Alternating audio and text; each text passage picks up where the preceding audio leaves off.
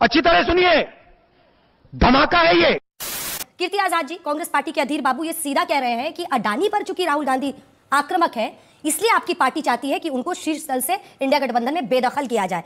क्या अडानी की वजह से कांग्रेस के आरोप में दम है कि अडानी पर चूंकि राहुल आक्रामक है, इसलिए आप लोग चाह रहे हैं कि उनको हटाकर ममता बनर्जी को, और सबसे मुखर होकर आप ही बोल रहे हैं कीर्ति जी। अभी मजा आएगा ना भिड़ो।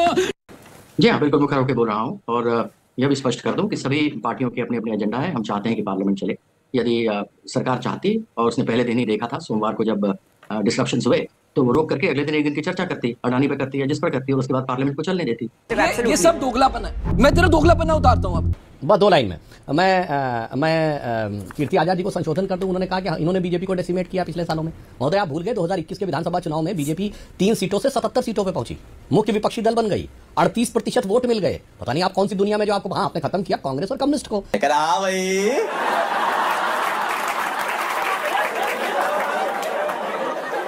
कैसी लगी आगे स्वाद?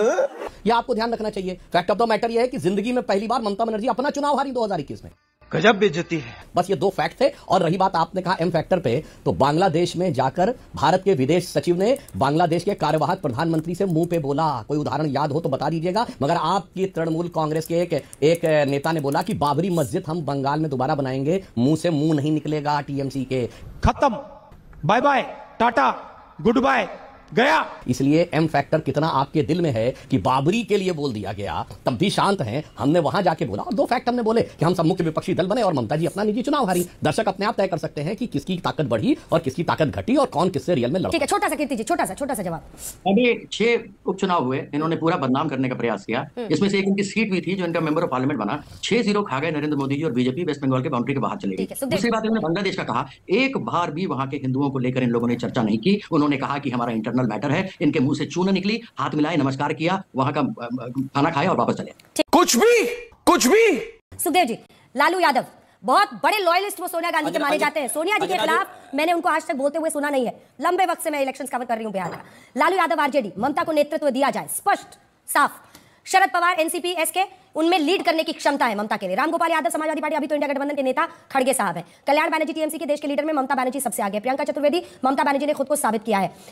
जो टीकेएस एलान गोवन है, डीएमके के नेता, बंगाल में इंडिया को लीड कर सकती हैं। और उमर अब्दुल्ला कह रहे हैं मीटिंग होनी चाहिए, ममता जी मीटिंग में बोले। कांग्रेस को आत्ममंथन करने की जरूरत है, ये डी राजा कह रहे हैं। ये सब बीजेपी के बयान नहीं है सर, ये आपके सहयोगियों के बयान है। तो साला ये दुख का खत्म नहीं होता बे।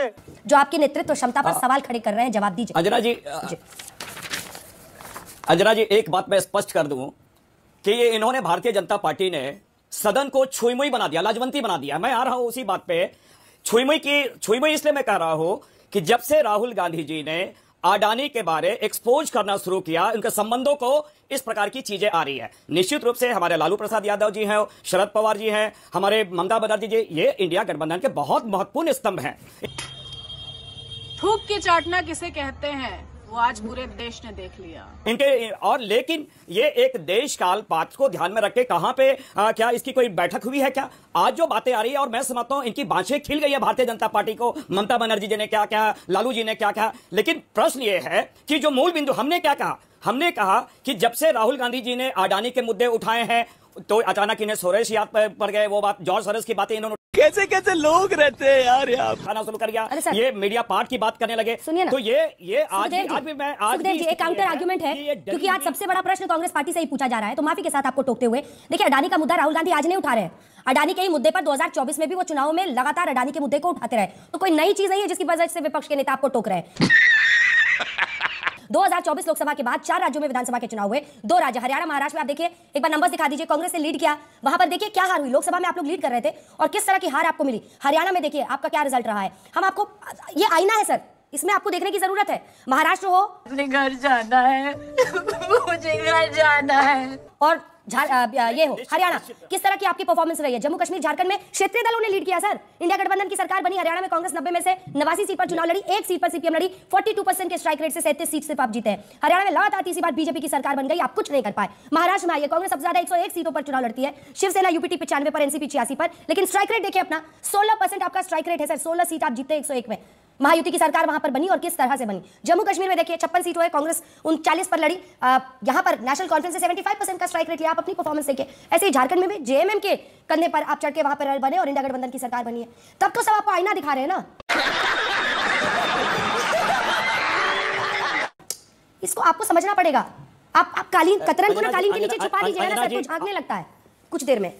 ये बीजेपी के नेता नहीं कह रहे हैं, ये बाकी पार्टियों के नेता कह रहे हैं। स्पष्ट रूप से निश्चित रूप से हम जनादेश का सम्मान करते हैं, लेकिन यह कहना कि हम उसके कंधे पे, जेएमएम के कंधे पे या उसके कंधों पे हमने सरकार बनाई, 4 राज्यों में चुनाव हुआ, क्या भारतीय जनता पार्टी चुनाव नहीं लड़ी थी? क्या ये क्या है? वो चुनाव हारी या नहीं हारी? 4 राज्यों में 2 राज्यों में हारी या नहीं आई? पहली बात तो ये होनी चाहिए कि 4 राज्यों में 2 में हमने जीता, इंडिया गठबंधन जीता। अब ये रही बात कि अगर जो वहां विधानसभा के चुनाव होते हैं, बहुत सारे क्षेत्रीय मुद्दे होते हैं। क्षेत्रीय पार्टी का जन्म ही इस आधार पर होता है कि उनके जो पैमाने होते हैं क्षेत्रीय मुद्दे ज्यादा महत्वपूर्ण होते हैं। तो ये कहना कि हमें उनके कंधों पर जा रहे हैं, मैं समझता हूं सरासर ये ना